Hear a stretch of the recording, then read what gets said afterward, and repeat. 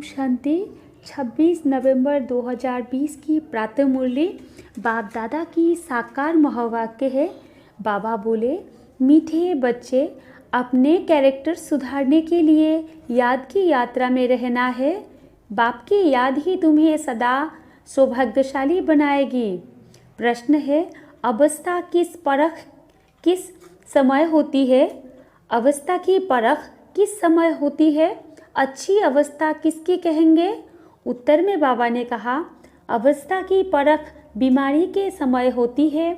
बीमारी में भी खुशी बनी रहे और खुशमिजाज चेहरे से सबको बाप की याद दिलाते रहो, यही है अच्छी अवस्था। अगर खुद रोएंगे, उदास होंगे तो दूसरों को खुशमिजाज कैसे बनाएंगे? कुछ भी हो जाए, रोना नहीं है। ओम शांति। 2 अक्षर गाए जाते हैं, दुर्भाग्यशाली और सौभाग्यशाली।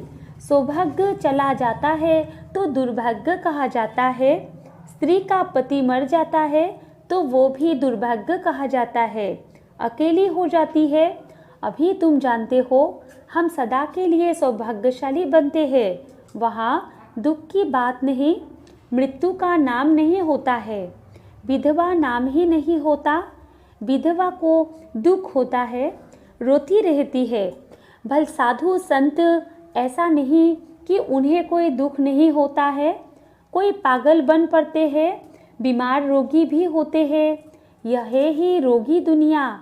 सतयुग है निरोगी दुनिया। तुम बच्चे समझते हो, हम भारत को फिर से श्रीमत पर निरोगी बनाते हैं। इस समय मनुष्य के कैरेक्टर्स बहुत खराब है। अब कैरेक्टर सुधारने की भी ज़रूर डिपार्टमेंट होगी। स्कूलों में भी स्टूडेंट्स का रजिस्टर रखा जाता है, उनके कैरेक्टर्स का पता चलता है। इसलिए बाबा ने भी रजिस्टर रखवाया था। हर एक अपना रजिस्टर रखो। कैरेक्टर देखना है कि हम कोई भूल तो नहीं करते हैं। पहली बात तो बाप को याद करना है, उनसे ही तुम्हारा कैरेक्टर सुधरता है। आयु भी बड़ी होती है एक की याद से। यह तो है ज्ञान रत्न। याद को रत्न नहीं कहा जाता। याद से ही तुम्हारे कैरेक्टर सुधरते हैं। यह 84 जन्मों का चक्र तुम्हारे सिवाय और कोई समझ न सके, इस पर ही समझाना है। विष्णु और ब्रह्मा, शंकर के तो कैरेक्टर नहीं कहेंगे। तुम बच्चे जानते हो, ब्रह्मा और विष्णु का आपस में क्या कनेक्शन है? विष्णु के 2 रूप हैं, यह लक्ष्मी नारायण। वही फिर 84 जन्म लेते हैं।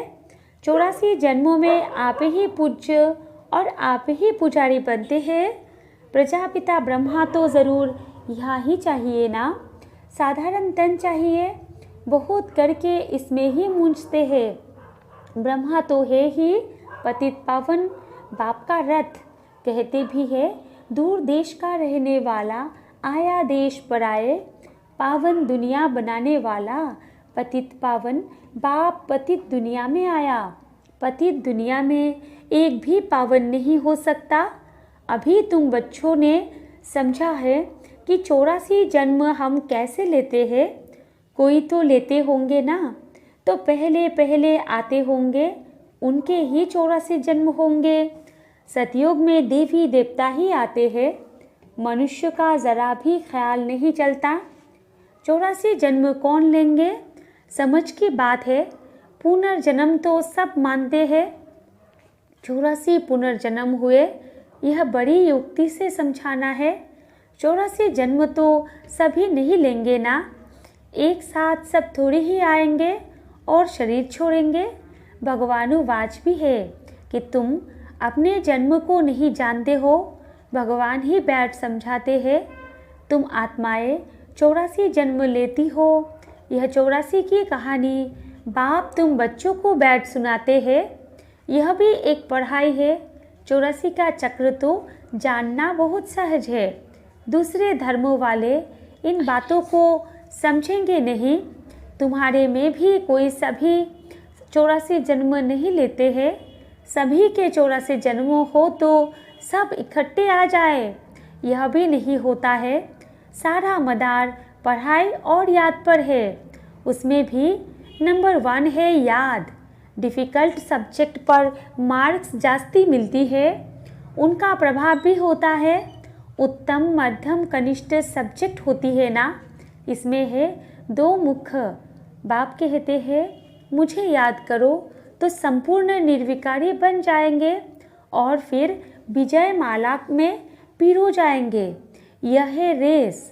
पहले तो खुद को देखना है कि मैं कहाँ तक धारणा करता हूँ, कितना याद करता हूँ, मेरे कैरेक्टर्स कैसे हैं।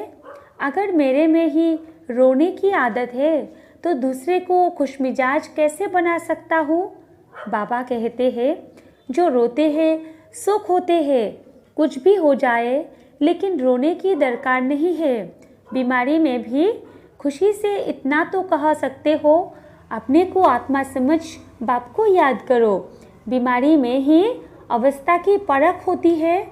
तकलीफ में थोड़ा कुड़कने की आवाज़ भल निकलती है, परंतु अपने को आत्मा समझ बाप को याद करना है। बाप ने पैगाम दिया है। पैगंबर मैसेंजर एक शिव बाबा है, दूसरा कोई है नहीं। बाकी जो भी सुनाते हैं सारी भक्ति मार्ग की बातें। इस दुनिया की जो भी चीज़ें हैं सब विनाशी है। अभी तुमको वहाँ ले जाते हैं जहाँ टूट फूट नहीं। वहाँ तो चीज़ें ही ऐसी अच्छी बनेंगी जो टूटने का नाम ही नहीं होगा। यहाँ साइंस से कितनी चीज़ें बनती है, वहाँ भी तो साइंस ज़रूर होगी। कितनी तुम्हारे लिए, क्योंकि तुम्हारे लिए बहुत सुख चाहिए। बाप कहते हैं तुम बच्चों को कुछ भी पता नहीं था। भक्ति मार्ग कब शुरू हुआ, कितना तुमने दुख देखा, यह सब बातें अभी तुम्हारी बुद्धि में है। देवताओं को कहा ही जाता है सर्वगुण संपन्न, फिर वो कलाएं कैसे कम हुई। अभी तो कोई कला नहीं रही है। चंद्रमा की भी धीरे धीरे कला कम होती है ना। तुम जानते हो कि यह दुनिया भी पहले नहीं है तो वहाँ हर चीज़ सतोप्रधान फर्स्ट क्लास होती है, फिर पुरानी होते कलाएं कम होती जाती है। सर्वगुण संपन्न यह लक्ष्मी नारायण है ना। अभी बाप तुमको सच्ची सच्ची सत्य नारायण की कथा सुना रहे हैं। अभी है रात, फिर दिन होता है।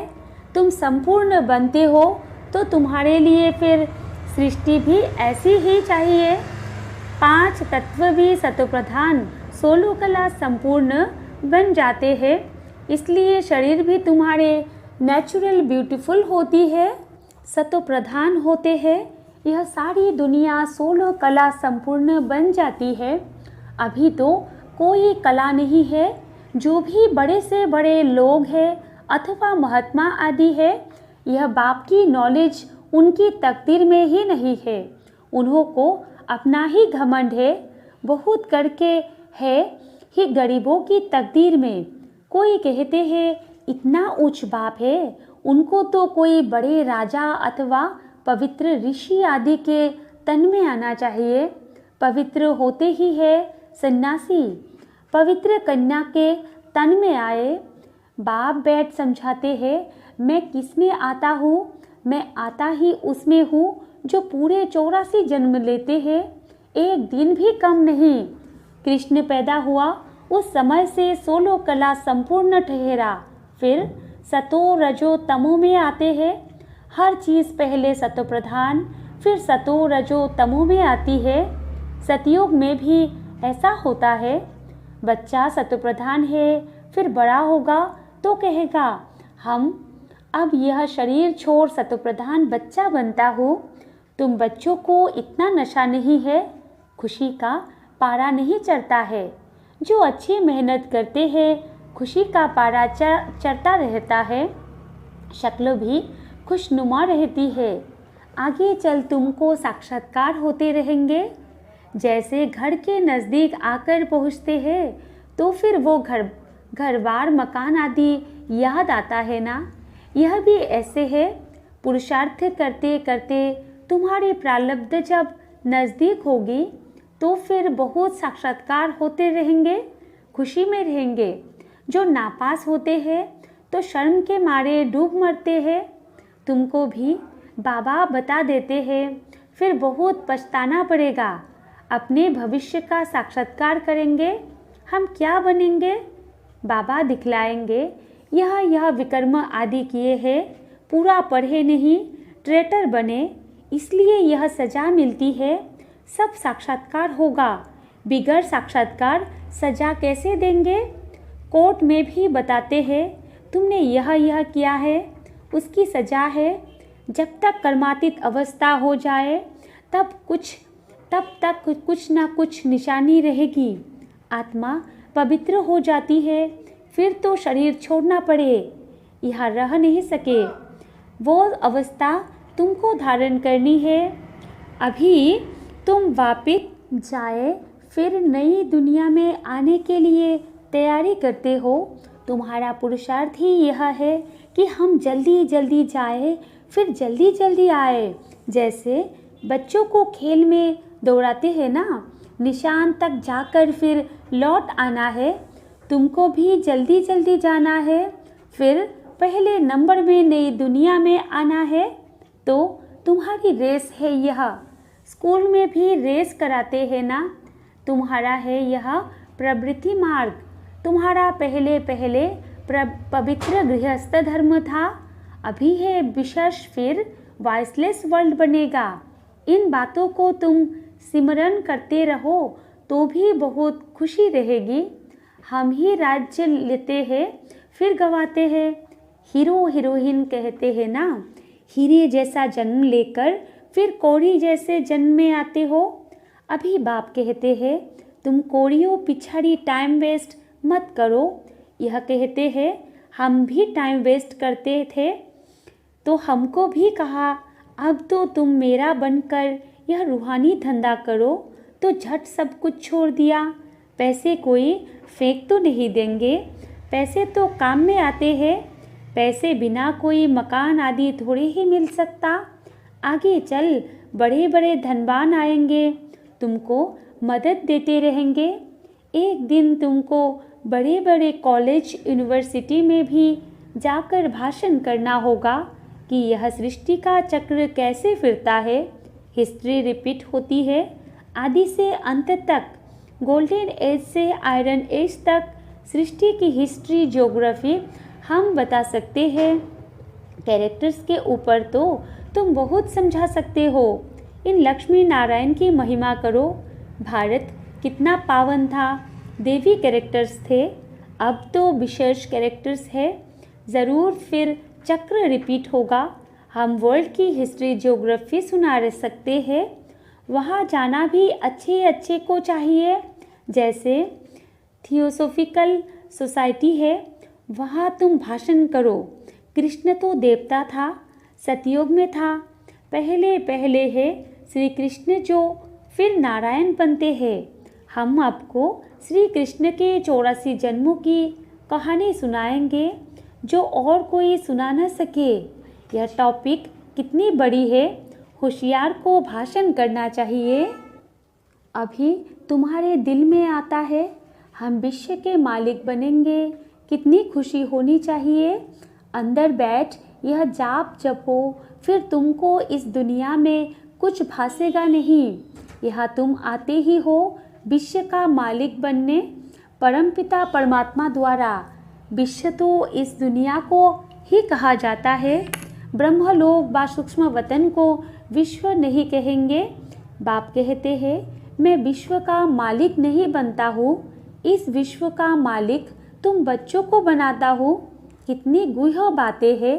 तुमको विश्व का मालिक बनाता हूँ, फिर तुम माया के दास बन जाते हो। यहाँ जब सामने योग में बिठाते हो तो भी याद दिलानी है। आत्म अभिमानी हो बैठो, बाप को याद करो। 5 मिनट बाद फिर बोलो। तुम्हारे योग के प्रोग्राम चलते हैं ना, बहुतों की बुद्धि बाहर चली जाती है, इसलिए 5-10 मिनट बाद फिर सावधान करना चाहिए। अपने को आत्मा समझ बैठे हो, बाप को याद करते हो, तो खुद का भी अटेंशन रहेगा। बाबा यह सब युक्तियाँ बतलाते हैं। घड़ी घड़ी सावधान करो, अपने को आत्मा समझ शिव बाबा की याद में बैठे हो तो जिनका बुद्धि योग भटकता होगा वो खड़े हो जाएंगे। घड़ी घड़ी यह याद दिलाना चाहिए, बाबा की याद से ही तुम उस पार चले जाएंगे। गाते भी है कि वैया नैया मेरी पार लगाओ, परंतु अर्थ को नहीं जानते।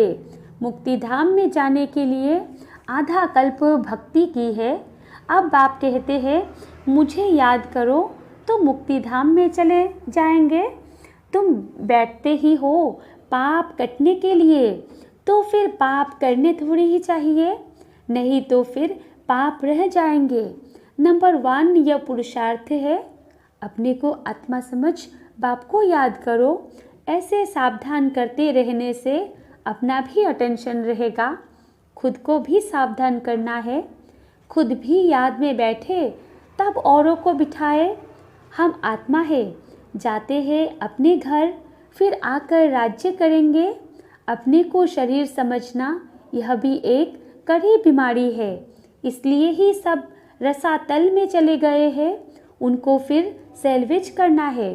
अच्छा, मीठे मीठे सिकिला दे बच्चों प्रति माता पिता बाप दादा का याद प्यार और गुड मॉर्निंग।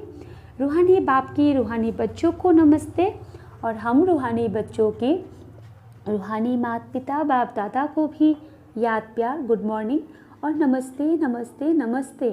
धारणा के लिए मुख्य सार 1 नंबर में है, अपना टाइम रूहानी धंधे में सफल करना है, हीरे जैसा जीवन बनाना है, अपने को सावधान करते रहना है, शरीर समझने की कड़ी बीमारी से बचने का पुरुषार्थ करना है।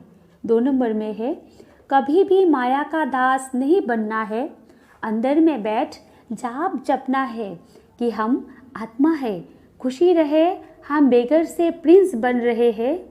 वरदान है, वाइसलेस की शक्ति द्वारा सूक्ष्म पतन व तीनों लोकों का अनुभव करने वाले श्रेष्ठ भाग्यवान भव। विस्तार है, जिन बच्चों के पास वाइसलेस की शक्ति है, बुद्धि योग बिल्कुल रिफाइन है, ऐसे भाग्यवान बच्चे सहज ही तीनों लोकों का सैर कर सकते हैं। सूक्ष्म वतन तक अपने संकल्प पहुँचाने के लिए सर्व संबंधों के सार वाली महीन याद चाहिए।